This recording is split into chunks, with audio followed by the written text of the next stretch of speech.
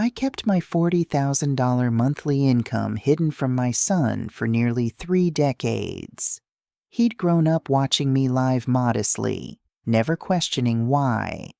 When Ethan invited me to meet his wife's parents at dinner, they were visiting from overseas. I made a calculated decision. I would play the part they expected. A struggling woman barely making ends meet.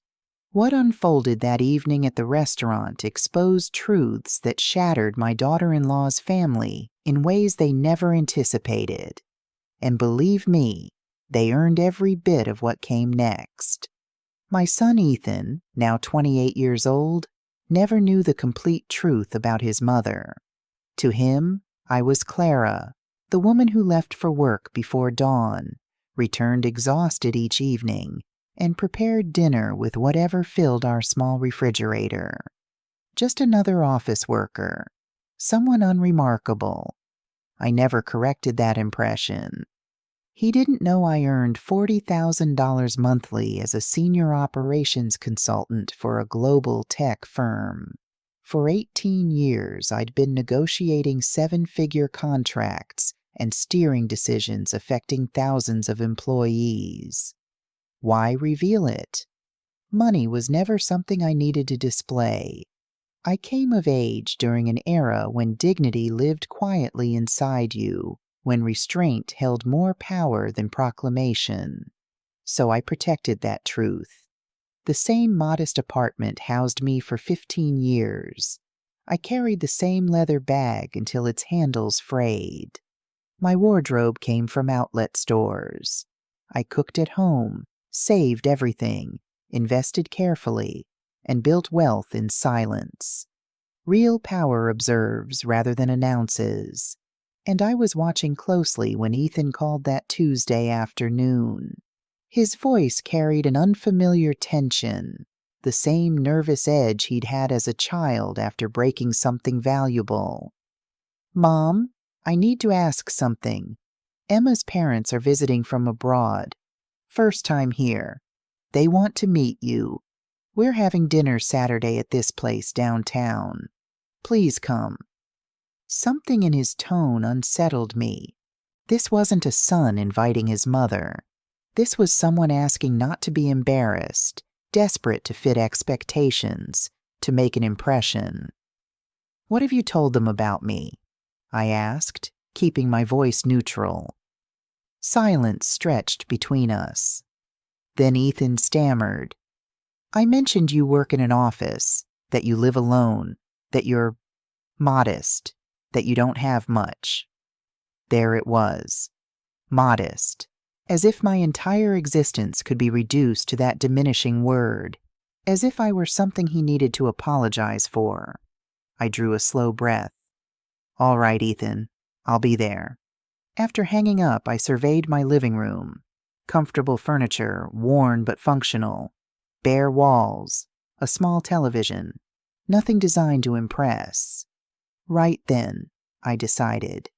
If my son believed I was poor, if his wife's parents arrived ready to judge, I would deliver exactly what they expected. I would perform the role of a desperate, naive woman barely surviving.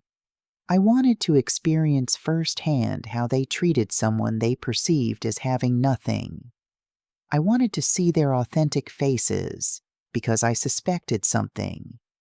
I suspected Emma and her family were the type who measured human worth by bank balances.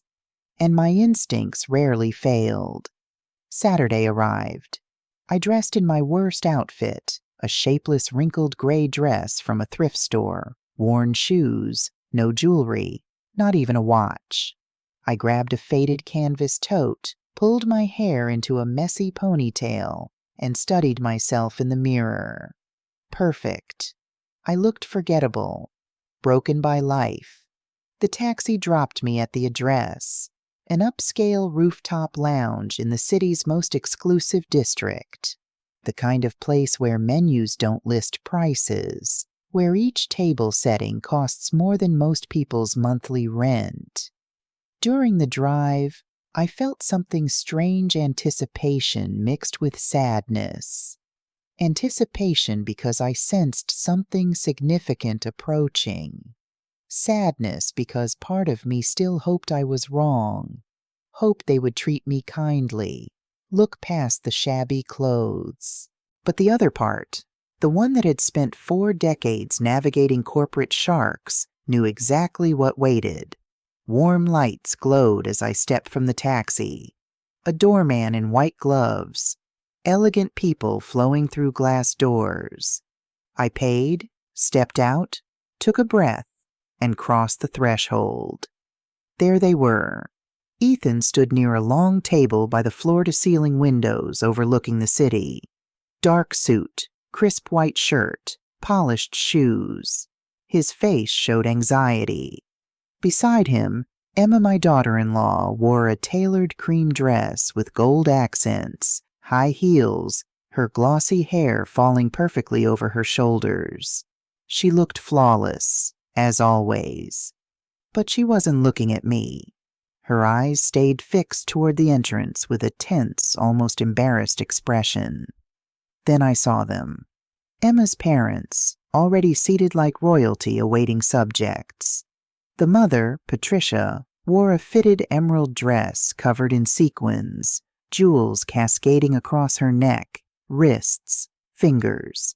Her dark hair swept back in an elegant chignon.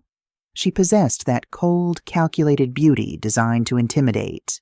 Beside her sat Henry, her husband. Immaculate gray suit, massive watch glinting on his wrist, serious expression.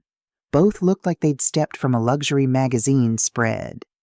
I walked toward them slowly, taking small, uncertain steps as if afraid. Ethan saw me first. His eyes widened. He swallowed hard, scanning me up and down. "Mom, you came." His voice sounded uncomfortable. "Of course, sweetheart. Here I am." I smiled timidly, the smile of someone unaccustomed to such places. Emma greeted me with a quick, cold, mechanical kiss on the cheek. "Mother-in-law, good to see you." Her eyes contradicted her words. She introduced me to her parents in a strange, almost apologetic tone. "Dad, Mom, this is Clara, Ethan's mother." Patricia looked up, studied me. In that instant, I saw everything: the judgment, the disdain, the disappointment. Her eyes scanned my wrinkled dress, worn shoes, canvas bag. She didn't speak at first, just extended one hand. Cold, quick, weak. "A pleasure." Henry did the same. Weak handshake. False smile. Charmed. I sat in the chair at the table's far end, furthest from them, like a second-class guest. No one helped pull out my chair. No one asked if I was comfortable. The waiter arrived with elegant, heavy menus. I opened mine and pretended confusion. Patricia watched me. "Need help with the menu?" She smiled, but it didn't reach her eyes. "Yes, please, I don't recognize these dishes." My voice came out small, timid. She sighed and ordered for me. "Something simple," she said. "Something reasonably priced. No need to overdo it." The phrase hung in the air. Henry nodded. Ethan looked away. Emma fidgeted with her napkin. No one said anything, and I simply watched. Patricia started talking general things at first. The overseas journey. How exhausting the flight was. How different everything felt here. Then she subtly shifted toward money. She mentioned their hotel. $900 per night. She mentioned the luxury car they'd rented. Obviously necessary. She mentioned boutiques they'd visited. We picked up a few things. Nothing major. Just a few thousand. She spoke while looking at me, expecting reaction, expecting me to be impressed. I just nodded. "How nice," I said. "That's lovely." She continued. "You know, Clara, we've always been very careful with money. We worked hard, invested well. Now we own properties in 3 countries. Henry has major business interests, and I oversee our investment portfolio. She smiled a smile of superiority. And you, Clara? What exactly do you do? Her tone was sweet but venomous. I work in an office, I replied, lowering my gaze. Administrative work, filing, simple tasks.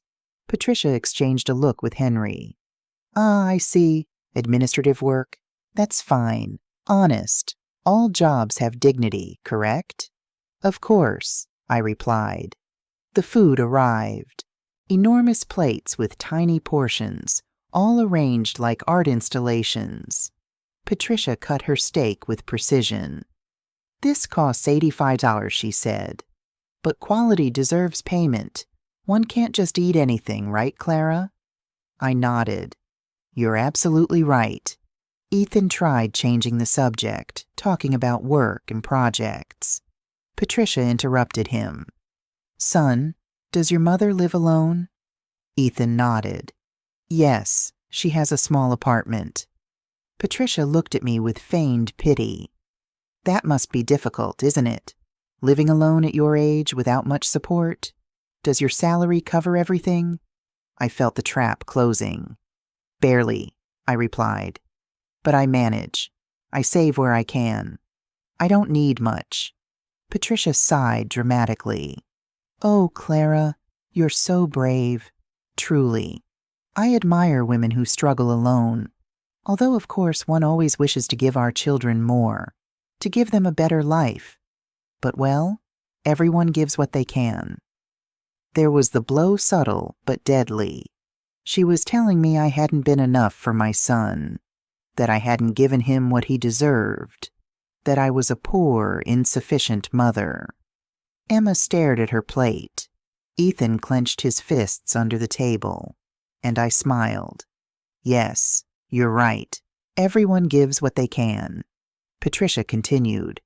We always ensured Emma had the best. Top schools, world travel, 4 languages. Now she has an excellent position, earns very well.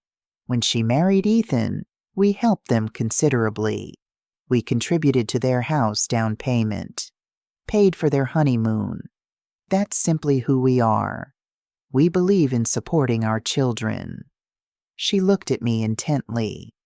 And you, Clara? Were you able to help Ethan with anything when they married? The question floated like a blade. Not much, I replied. I gave them what I could.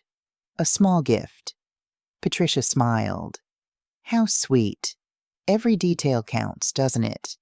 The amount doesn't matter. The intention is what's important.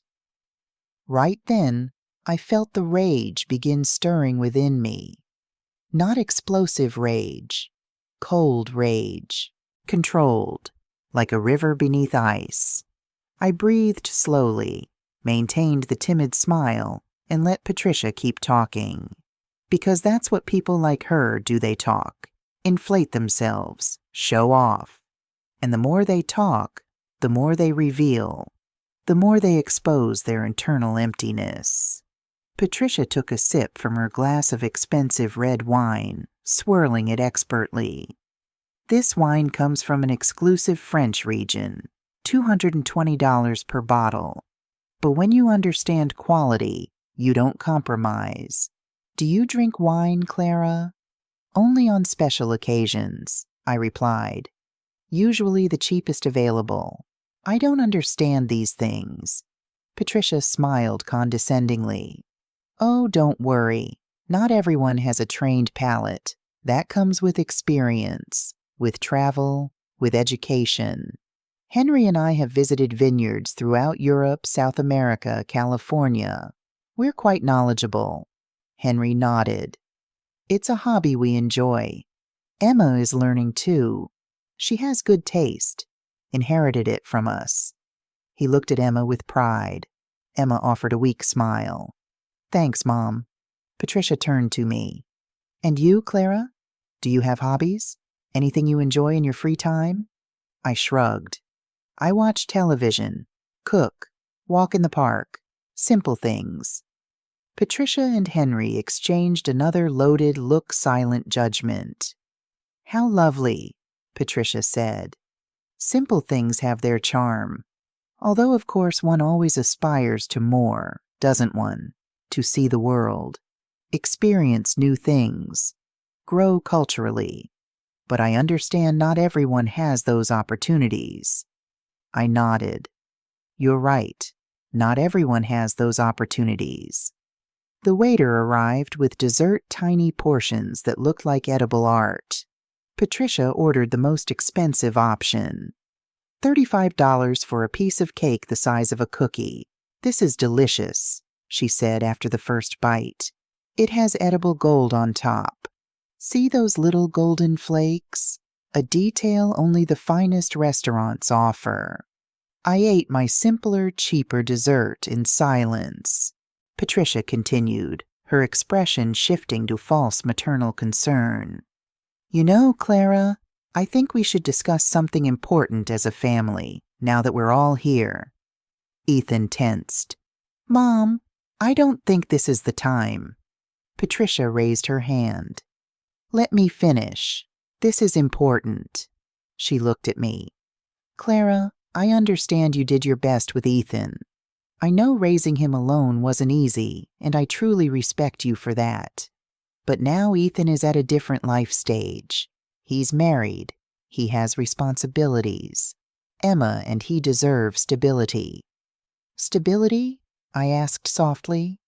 Yes, Patricia replied. Financial and emotional stability. We've helped considerably, and will continue helping. But we also believe it's important that Ethan doesn't carry unnecessary burdens. Her tone was clear. She was calling me a burden. His mother. Emma stared at her plate as if wanting to disappear. Ethan's jaw clenched. Burdens, I repeated. Patricia sighed. I don't want to sound harsh, Clara, but at your age, living alone with limited income, it's natural for Ethan to worry about you, to feel he must take care of you. That's fine. He's a good son. But we don't want that worry affecting his marriage. Do you understand? Perfectly, I replied. Patricia smiled. I'm glad. That's why we wanted to speak with you. Henry and I have thought about something. We could help you financially. Provide a small monthly allowance. Something allowing you to live more comfortably without Ethan worrying so much. Obviously, it would be modest. We can't work miracles. But it would be support. I remained silent, watching her, waiting. She continued. And in exchange, we would only ask you to respect Ethan and Emma's space, not seek them out so frequently, not pressure them. Give them freedom to build their life together without interference. How does that sound? There it was, the offer. The bribe disguised as charity. They wanted to buy me off. Pay me to disappear from my son's life so I wouldn't be a nuisance, wouldn't embarrass their precious daughter with my poverty. Ethan exploded. Mom, that's enough. You don't have to. Patricia interrupted. Ethan, calm down. We're talking like adults. Your mother understands, right, Clara? I picked up my napkin, calmly wiped my lips, took a sip of water, let the silence grow. Everyone watched me. Patricia with expectation, Henry with arrogance, Emma with shame, Ethan with desperation. Then I spoke. My voice emerged differently, no longer timid, no longer small, firm, clear, cold. That's an interesting offer, Patricia. Truly generous of you. Patricia smiled victoriously. I'm glad you see it that way. I nodded. But I have a few questions, just to understand clearly. Patricia blinked. Of course. Ask whatever you like. I leaned forward slightly. How much exactly would you consider a modest monthly allowance? Patricia hesitated. Well, we were thinking about $600, maybe $800, depending. I nodded. I see. $800 monthly for me to disappear from my son's life. Patricia frowned. I wouldn't phrase it like that, but essentially, yes. That is exactly how you phrased it, I responded. She adjusted in her chair. Clara, I don't want you to misunderstand. We simply want to help. Of course, I said. Help? How did you help with the house down payment? What was that amount? Patricia nodded proudly. $40,000. Ah, $40,000. How generous. And the honeymoon? $18,000, Patricia said. A 3-week European tour. Incredible, I replied. So you've invested approximately $58,000 in Ethan and Emma. Patricia smiled. Well, when you love your children, you don't hold back. I nodded slowly. You're right. When you love your children, you don't hold back. But tell me something, Patricia. All that investment, all that money, did it buy you anything? Patricia blinked, confused. Did it buy you respect? I continued. Did it buy real love, or did it just buy obedience? The atmosphere shifted. Patricia stopped smiling. Excuse me? My tone sharpened. You've spent the entire evening discussing money. How much things cost, how much you spent, how much you have. But you haven't asked even once how I am, if I'm happy, if something troubles me, if I need company. You've only calculated my worth, and apparently I'm worth $800 monthly. Patricia paled. I didn't. Yes, I interrupted. Yes, you did. Since I arrived, you've been measuring my value with your wallet. And you know what I discovered, Patricia?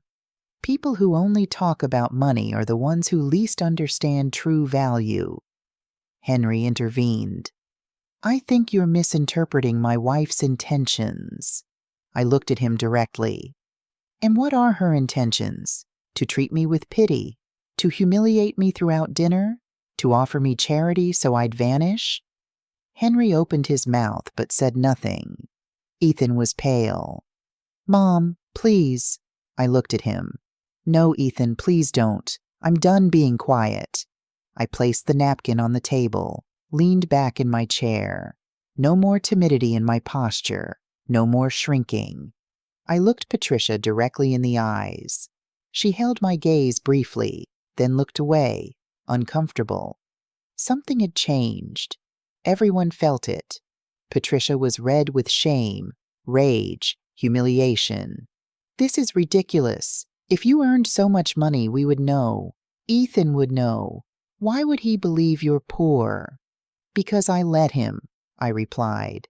Because I never discussed my work. Because I live simply.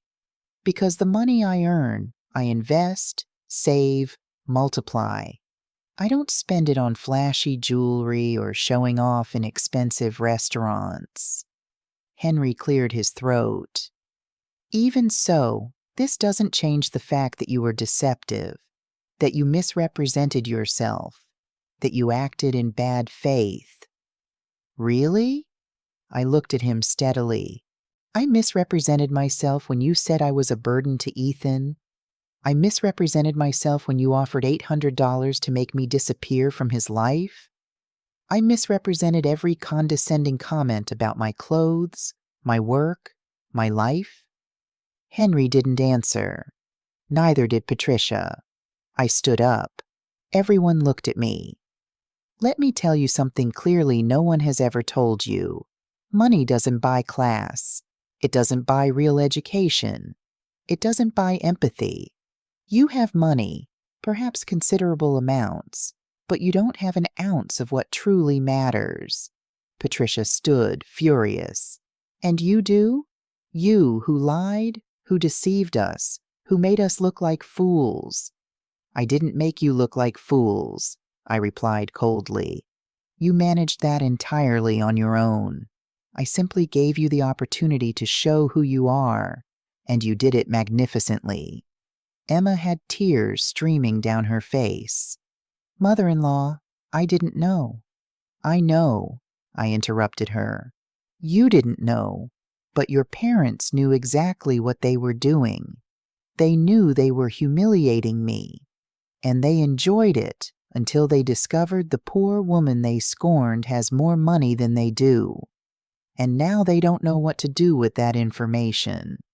Patricia trembled. You have no right. I have every right, I replied, because I'm your son-in-law's mother, because I deserve respect, not because of my money, not because of my job, but because I'm a human being. Something you forgot throughout this entire dinner. Ethan stood.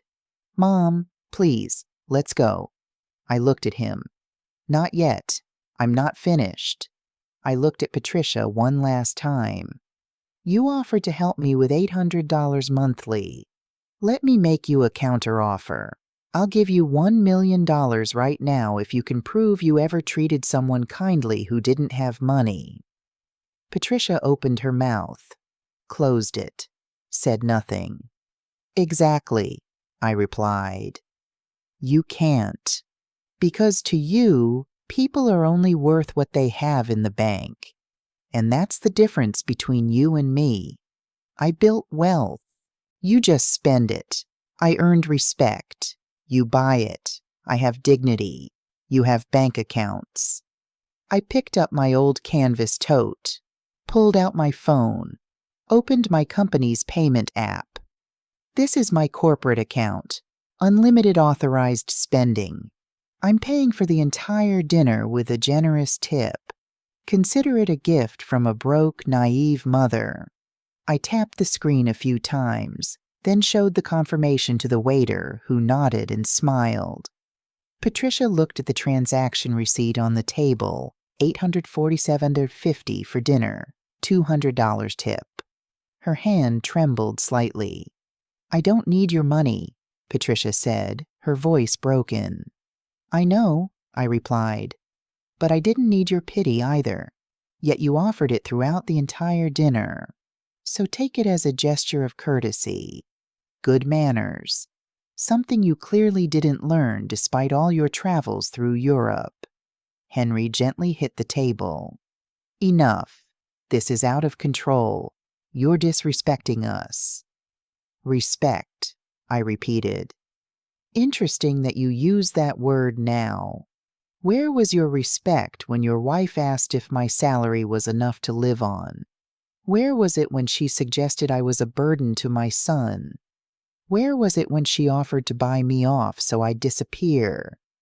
Henry clenched his jaw. Patricia only wanted to help.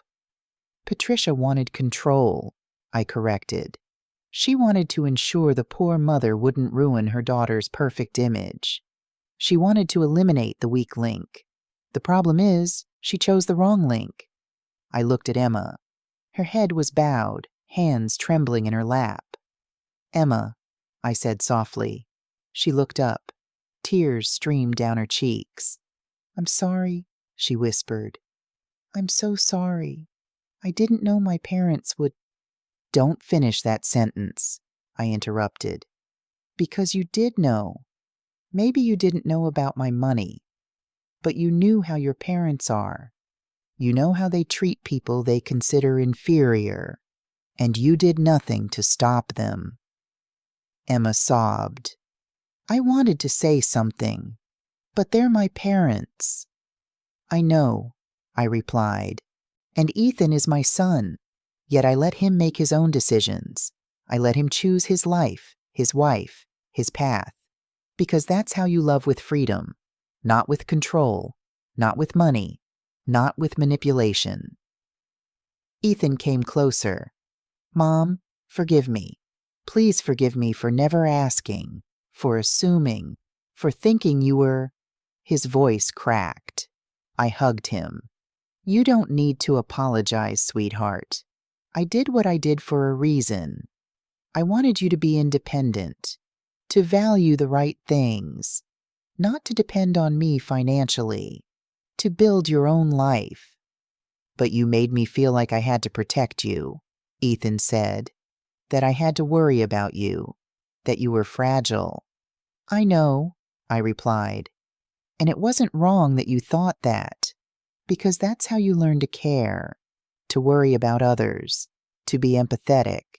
Those are lessons money can't buy. Ethan hugged me tightly. I'm sorry. I'm so sorry. Patricia was still standing, rigid, watching with confusion and contained rage. "This doesn't change anything," she finally said. "You lied. You deceived us. You came here with hidden intentions. You acted in bad faith." "That's true," I nodded. "I acted. I pretended to be something I'm not. Exactly what you do every day." "What is that supposed to mean?" Henry asked. "It means you hide behind your money, behind your jewels, behind your trips, behind everything you can buy. But inside, you're empty. You don't have deep conversations. You don't have real interests. You have nothing to offer beyond a bank account." Patricia gave a dry, bitter laugh. "Coming from someone who lied all evening, that's hypocrisy." "Perhaps," I replied, "but my lie exposed the truth, your truth. And now you can't hide. Now you know that I saw you, that I felt every comment, that I stored every insult disguised as advice, and that I will never forget it." The waiter timidly approached. "Excuse me, is there anything else?" Henry shook his head abruptly. "No, we're done here." I turned to Emma one last time. "Emma," I said softly. She lifted her head. "You're not to blame for how your parents are. No one chooses their family. But you do choose how you act, how you treat others, how you'll raise your own children someday." Emma nodded through tears. "I'm sorry," she whispered again. "Don't apologize again," I told her. "Learn. Learn that money doesn't define people, that humility isn't weakness, that respecting others costs nothing. And if you ever have children, teach them to see people's hearts, not their bank accounts." Emma sobbed harder. Ethan hugged her. Patricia looked away. Henry checked his phone, avoiding all eye contact. I headed for the exit, took a few steps, stopped, turned around one final time. "Ah, Patricia, one more thing." She looked at me. "Do you remember when you said Emma speaks 4 languages? Patricia frowned. "What does that have to do with anything?" "Just curious," I replied. "In which of those 4 languages did you learn to be kind? Because clearly it wasn't in any of them." Patricia opened her mouth, but no words emerged. "Exactly," I said. "You can speak 100 languages and still say nothing worth listening to." I walked out of the rooftop lounge. Ethan walked beside me. The fresh night air hit my face. I breathed deeply. A massive weight had lifted, not physical, but emotional. The weight of pretending, of tolerating, of staying silent. Ethan took my arm. "Mom, are you okay?" "Perfectly fine," I replied. "Better than ever. And you?" Ethan sighed. "I don't know. I'm processing everything. I can't believe you never told me about your position, about your income, about everything you accomplished." I stopped and looked him in the eyes. "Does it bother you?" He quickly shook his head. "No, of course not. I'm proud, incredibly proud. But I also feel foolish, blind." "You're not foolish," I told him. "You simply saw what I wanted you to see. I did it deliberately because I needed you to grow up without depending on me, without feeling you had an economic safety net waiting. I needed you to fight, to work, to value everything you achieved on your own." Ethan nodded. "I understand. But now I also understand why you never complained, why you never asked for help, why you always seemed so calm, because you needed nothing." I smiled. "I needed many things, sweetheart. Only none of them could be bought with money.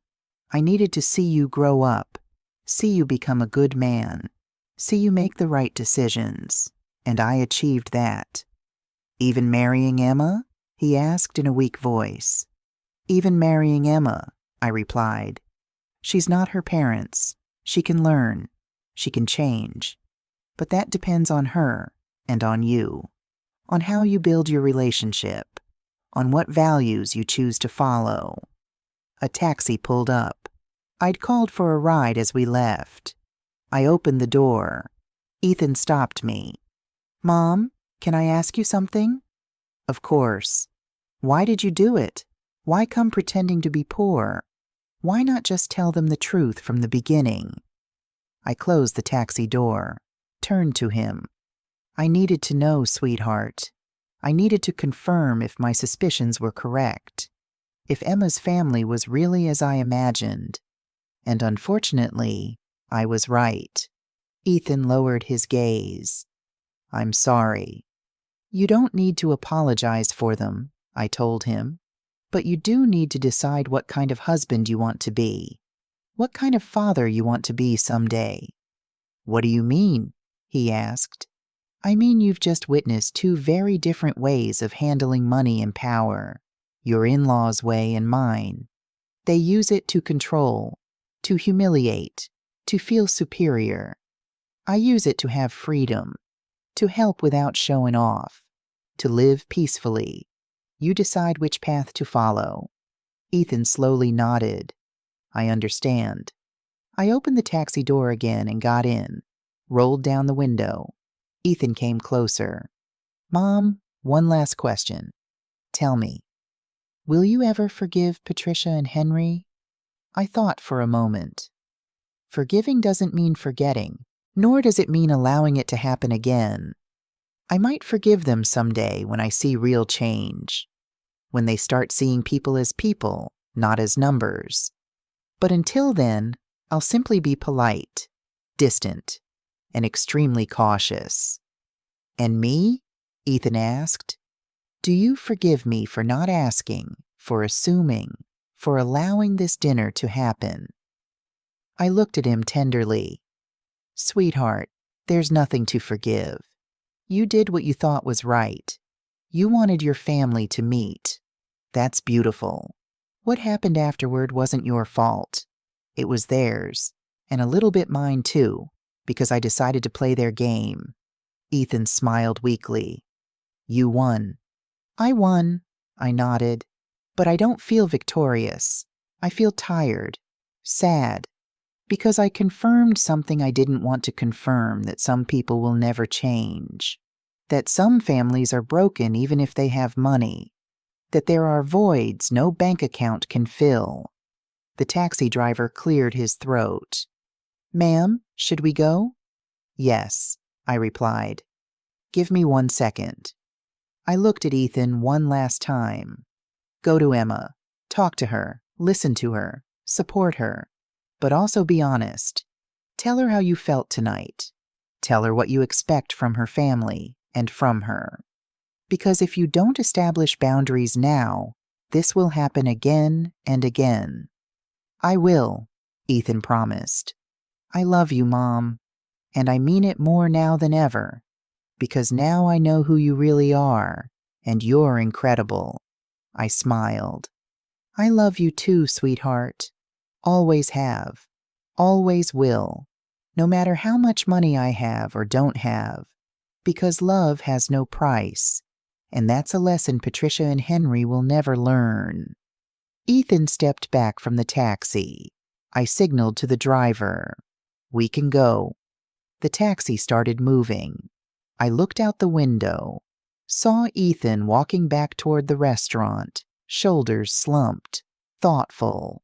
He was probably going back to find Emma, to face his in-laws, to have difficult conversations. And I felt proud, because that meant he was maturing, learning, choosing to be better than the example he'd just witnessed. We arrived at my building, an older middle-class building. Nothing luxurious, nothing impressive, but comfortable, safe, home. The taxi driver parked and looked at the building. "You live here?" "I live here," I confirmed. He shook his head, astonished. "You truly are special. Most people with money move to expensive areas. Buildings with doormen, private security, gyms, pools. You live like a normal person."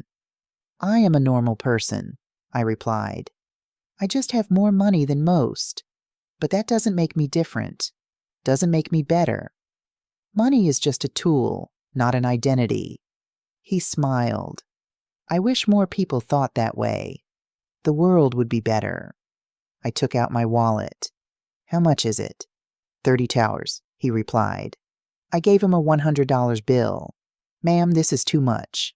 It's not, I said. You listened to me. You gave me perspective. You reminded me there are still good people. That's worth more than $68. He took the bill carefully. Thank you. Truly. Thank you. Thank you, I replied. And take care of that honesty. It's rare. It's valuable. Don't lose it. I won't, he promised. I got out of the taxi, closed the door. He rolled down the window. Ma'am, one last thing. Tell me. Whatever happened tonight, don't regret it. Don't feel sorry. Because people like you, the people who speak the truth, even if it hurts, are the ones who change the world. Little by little, one conversation at a time. I smiled. Thank you. I'll remember that. The taxi drove away. I stood in front of my building, looking up at my 5th floor window. The light was off. Dark. Silent. Waiting for me. I entered the building and walked up the stairs. I never used the elevator. I preferred to walk, to stay active. I reached my door, took out my keys, the same keys I'd had for 12 years, opened the door. The apartment was cold, empty. I turned on the light. Everything was in its place. The simple living room, the small kitchen, the dining room with mismatched chairs, the walls without expensive artwork, and I felt at peace, because this place was mine, truly mine, not bought to impress, not decorated to show off, simply a space where I could be myself, without masks, without pretensions. I took off my old shoes, removed the wrinkled gray dress, put on comfortable clothes, old soft familiar pajamas. I made myself tea, sat on the sofa, turned on the television. News. Nothing interesting. I turned it off. I sat in silence, thinking, processing, feeling, and for the first time in many years I felt completely free.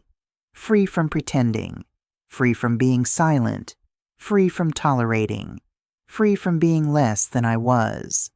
Because that night, I didn't just expose Patricia and Henry. I also liberated myself from expectations, from judgment, from the need to hide who I was. And that was invaluable, more than any amount in my bank account. My phone vibrated. Another message, this time from Ethan. Mom, did you get home safely? I smiled, quickly replied, Yes, sweetheart. I arrived perfectly fine. I'm home resting. His reply was immediate. I love you. Thank you for everything. For being who you are, for teaching me, for never giving up. I closed my eyes, felt a tear roll down my cheek, not from sadness, from relief, from love, from gratitude. I replied, I love you too, always. I put the phone aside, drank my tea, looked around my simple apartment, my sanctuary, my truth, and I smiled. Because at the end of the day, it didn't matter how much money I had. It didn't matter how high I'd climbed in my career. The only thing that mattered was this moment, this peace, this honesty with myself. I woke early Sunday, as always. 4 decades of working had trained me to rise with the sun. Even though it was my day off, my body no longer knew how to sleep late. I prepared strong coffee, black, sat by the window with a hot mug in my hands, watched the city wake up, vendors opening their stalls, people walking somewhere. Life continued as always, indifferent to personal dramas. My phone started ringing. A familiar number. Ethan. I answered. Good morning, sweetheart. His voice sounded tired. Mom, I need to talk to you. Did something happen? A lot, he replied. Last night, Emma and I talked for hours. Her parents were there too. It was intense. I took a sip of coffee. Tell me. Ethan sighed deeply. After you left, I went back to the lounge. Patricia and Henry were still there, dealing with something on their phones. Emma was devastated, crying. And I was furious, more furious than I've been in years. I waited in silence. He continued. I told them everything I felt during that dinner. I told them I was ashamed of them, that they treated my mother like trash, that their behavior was unacceptable, that I wouldn't tolerate it ever again. And what did they say? I asked. At first, Patricia tried to defend herself. She said they just wanted to protect Emma, that they wanted to make sure I had a stable family, that they didn't have bad intentions. Henry said I was exaggerating, that it had been a normal dinner, that your reaction was disproportionate. I squeezed the mug in my hands. Typical. But then Emma spoke, Ethan continued. She told her parents they were wrong, that they'd been cruel, that she'd seen every comment, every look, every disguised insult, and that she was ashamed to be their daughter at that moment. His voice cracked. Mom, I'd never seen Emma confront her parents like that. I smiled slightly. That's good. It means she's waking up. Patricia got hysterical, Ethan said. Started yelling that Emma was ungrateful, that they'd sacrificed everything for her, that they'd given her the best life, that she had no right to judge them. Henry backed her up, said we were being manipulated by you, that you'd planned everything to make them look bad. I let out a dry laugh. Of course, it's my fault. That's what made them angriest, Ethan said. I told them they were right that you did plan everything, but that they fell into the trap because that's really how they are, because they really do treat people they consider inferior badly, that you just gave them the opportunity to show themselves, and they did it perfectly. Well said, I murmured. I learned from you. There was silence. Then Ethan continued. Mom, I need you to know something. Last night, I made a decision. Emma and I are going to set boundaries with her parents. We're not going to cut off the relationship, but we're going to set clear rules. No comments about money, no comparisons, no attempts to control our lives. And if they can't respect that, then they'll have to accept the consequences. And did they accept? I asked. No, he replied. They left furious, said we were ungrateful, that we'd regret it someday, that when we needed help, they wouldn't be there. Henry said he was going to reconsider his will. Patricia said Emma had chosen the wrong family. I shook my head. Emotional blackmail, the last resort of people without arguments. Exactly, Ethan said. But it didn't work. Emma stood firm. I did too. They left without saying goodbye, without looking back. And honestly, Mom, I felt relief, as if a huge weight had been lifted off me. That's because it was, I told him. You lifted the weight of living under their expectations, under their control. Now you can build your life however you want, not as they dictate. Thank you, Mom, Ethan said, his voice emotional. Thank you for doing what you did last night. I know it was difficult. I know it was awkward. But we needed to see it. I needed to see who they really were. And Emma needed to see that there was another way to live. A more honest, more authentic way. You showed us that. You're welcome, sweetheart. I only did what I believed was right. There's something else, Ethan said. Emma wants to come see you. She wants to apologize in person. She wants to talk to you, not as a daughter-in-law trying to look good, but as a woman trying to learn. What do you think? I thought for a moment. Tell her she can come, but not today. Give her a few days to process, to think carefully about what she wants to say. Rushed apologies are hollow. The ones that take time are real. I'll tell her, Ethan promised. Mom, one more question. How are you doing after all of this? How do you feel? I looked out the window. The sun was fully up now. The day had officially begun. I'm well, I replied. Better than well. I'm at peace, because I finally said everything I needed to say, and I don't regret anything. I'm glad to hear that, Ethan said. I love you. I love you too. Rest. I'll see you soon. I hung up the phone, finished my coffee, stood up. I decided to do something I hadn't done in a long time. Go for a walk aimlessly, without rushing, just walking and thinking. I dressed in comfortable clothes, old jeans, a simple top, worn sneakers, grabbed my keys and went out. The streets were full of life, families strolling, children running, couples holding hands, vendors offering food. The smell of fresh bread filled the air. I walked through the nearby park and sat on a bench, watching people pass by. And I realized something. Most of these people probably didn't have much money. They lived with just enough, worked hard, struggled every day, but they smiled, hugged each other, enjoyed the moment. And then I thought about Patricia and Henry. With all their money, their properties, their trips, their jewels, were they really happy?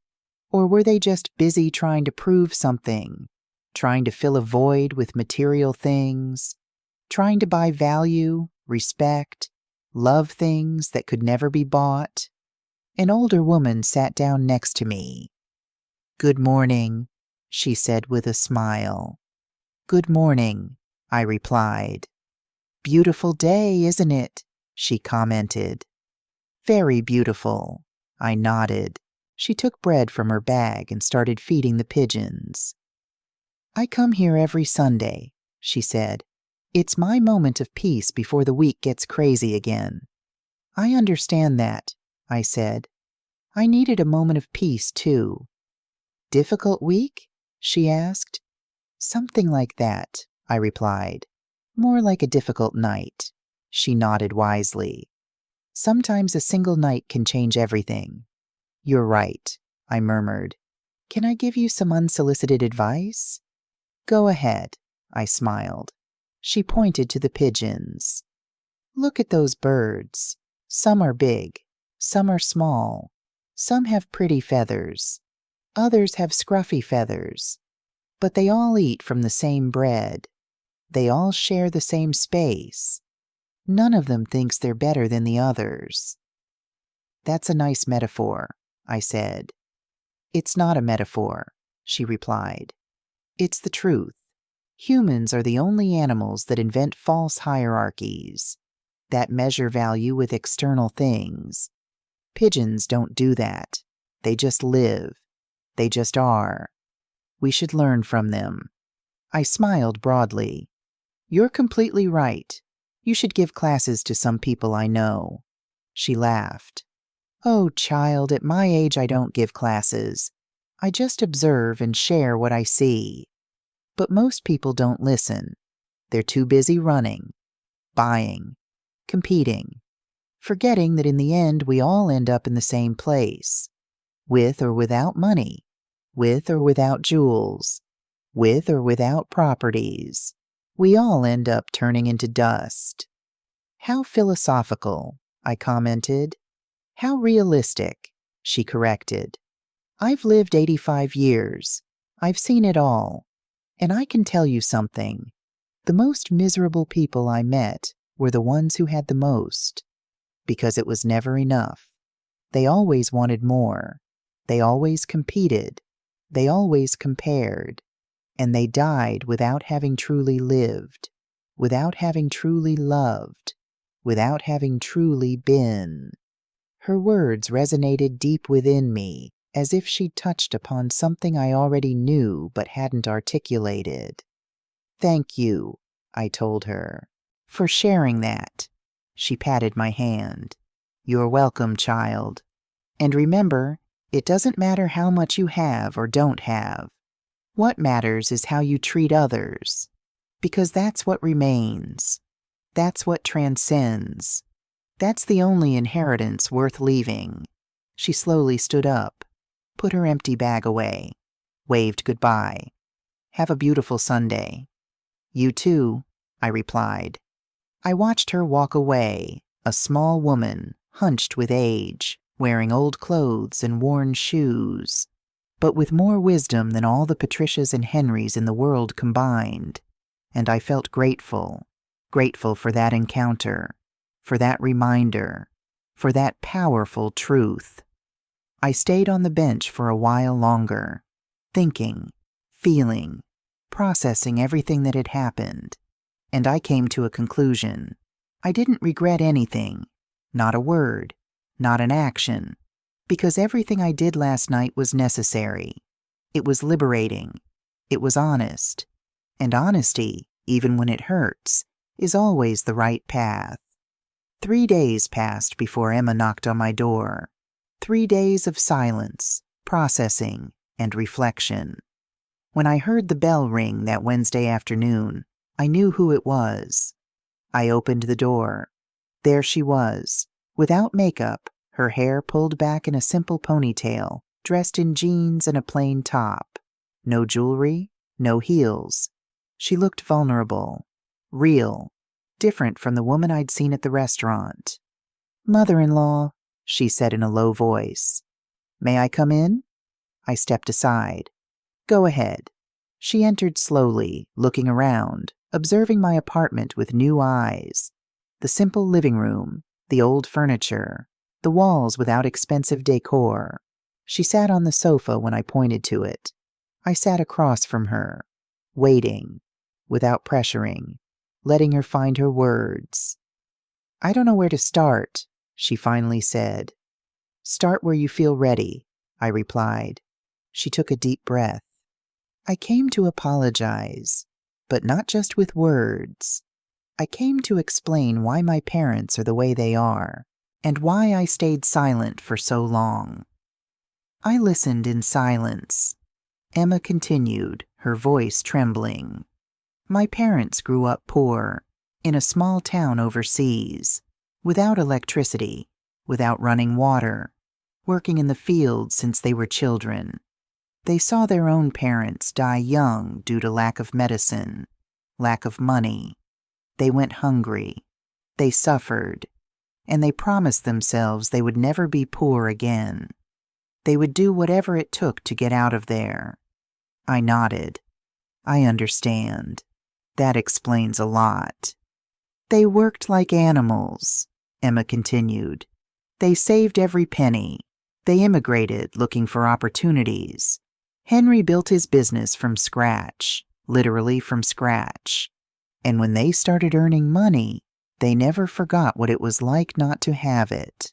That's why they talk about it so much. That's why they measure everything by that standard. Because to them, money means survival. It means security. It means never going back to that dark place." "It's understandable," I said.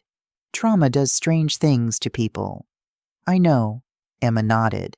"But that doesn't excuse how they treated you." "I know, and I want you to know that I saw everything. Every comment, every look, every insult. And I stayed silent because I've been doing that my whole life. Staying silent, accepting, letting them control everything. Because they taught me that contradicting them was betrayal, was ungrateful. And now?" I asked. "Now I understand I was wrong," she replied. "That love isn't control. That family isn't blind obedience. That I can love them and still not agree with them. Ethan helped me see it. You helped me see it. That night at the restaurant, when you revealed yourself, when you told them everything, it was as if a blindfold had been taken off my eyes. She wiped her tears. I always knew something was wrong. I always felt the way they measured people was incorrect. But I convinced myself it was me, that I was too sensitive, that I didn't understand the world. But you showed me that no, there's another way to live. A way where money doesn't define your worth, where humility is strength, where authenticity is wealth. I took a sip of water. Emma, I didn't come that night to change you. I came to protect myself, to know who I was dealing with. I know, she replied, and I thank you for that. Because your brutal honesty saved me. It saved me from becoming my mother, from perpetuating that cycle, from teaching my future children that people are valued by what they have. I don't want that. I don't want to be that. And your parents, I asked, how are they after all this? Emma sighed, furious, hurt, humiliated. Patricia hasn't spoken to me in 3 days. Henry sent me a message saying I'd disappointed him, that I'd chosen strangers over my own blood, that I'd regret it someday. She paused. And you know what's strange? I don't feel bad. I feel free. That's good, I said. It means you made the right decision. Emma nodded. Ethan and I set boundaries. We told them they can be part of our lives, but only if they respect us, if they respect our decisions, if they stop trying to control us with money or emotional blackmail. And if they can't do that, then they'll have to accept a distant relationship. How did they take that? I asked. Badly, Emma replied. Patricia said we were ungrateful, that they'd sacrificed everything for me. Henry threatened to disinherit me, to cut off all financial aid, as if that were the only thing we cared about, as if our love for them depended on their money. And that's when I realized they really believe that. They really think their value is in their wallet. It's sad, I commented. Very sad, Emma agreed, because they have so much and enjoy nothing. They just accumulate, compete, show off, but they never stop to ask themselves if they're happy, if they have peace, if they have real connections with people. They just count their properties and feel victorious, while inside they're empty. She was silent for a moment, then looked at me directly. Mother-in-law, I want to ask you for something. Tell me. I want to learn from you. I want you to teach me how to live with dignity, how to be wealthy without needing to prove it, how to have peace in the midst of chaos, how to be strong without being cruel. Because that night I saw something in you that I never saw in my parents. I saw class. I saw real power. I saw a woman who didn't need to shout to be heard. I smiled tenderly. Emma, I can't teach you that. That's learned by living, by making mistakes, by falling, by getting up. The only thing I can do is share my experience and tell you the path isn't easy. You'll face criticism, judgment, people who won't understand why you live differently. But if you stay true to yourself, if you live according to your values, you'll find peace. And that peace is worth more than any amount of money. I want to try, Emma said. I want to be better, not just for Ethan, but for me. Because I deserve to live without that constant pressure, without that need to impress, without that fear of not being enough. Do it, I told her, but don't do it all at once. Do it little by little. Start by questioning your habits, your purchases, your motivations. Ask yourself before every decision, is this for me or for others? Does this bring me peace or just appearance? Emma nodded, taking mental notes. And my parents? Do you think they'll ever change? I looked at her with honesty. I don't know. Change requires you to recognize a problem, and they don't believe they have one. They believe the world is wrong, that people are ungrateful, that they're victims. Until they see that, change isn't possible. But you can change. You can break the cycle. I will, she promised, with Ethan's help, and I hope with your guidance too. You don't need my guidance, I replied. You just need your internal compass, that voice that tells you what's right and what's wrong, that voice you silenced for years to please your parents. Listen to it. Trust it. Follow it. Emma wiped away the last tears. Thank you, mother-in-law, for everything, for your patience, for your honesty, for not giving up on us. There's nothing to thank me for, I said. Just promise me one thing. When you have children, teach them the value of people, not the price. Teach them empathy, humility, kindness, things that don't cost money but are worth everything. I promise, Emma said firmly. I promise with all my heart. We hugged. A real, warm, honest hug. No acting, no masks, just two women connecting as human beings. Emma left an hour later, lighter, freer, with hope in her eyes. I closed the door behind her, sat back down on my sofa, looked around my simple apartment, smiled, because this was enough. This was everything. An honest space, an authentic life, real relationships. I didn't need more. I never needed more. My phone rang. A message from Ethan. Mom, Emma told me about her visit.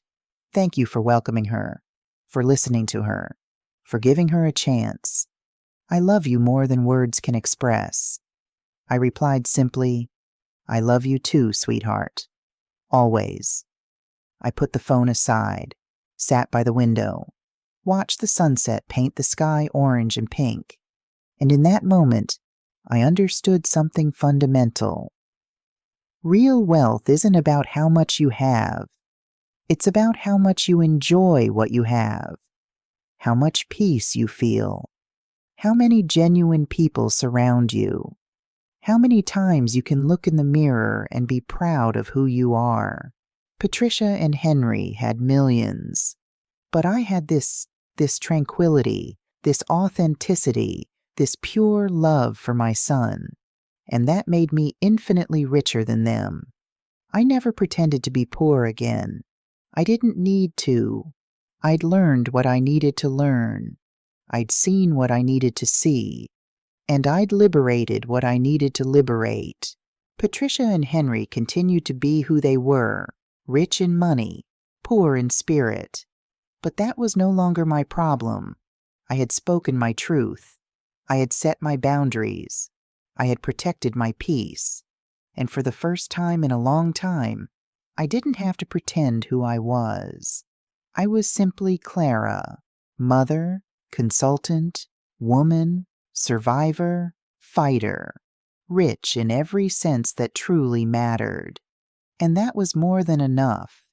It was everything.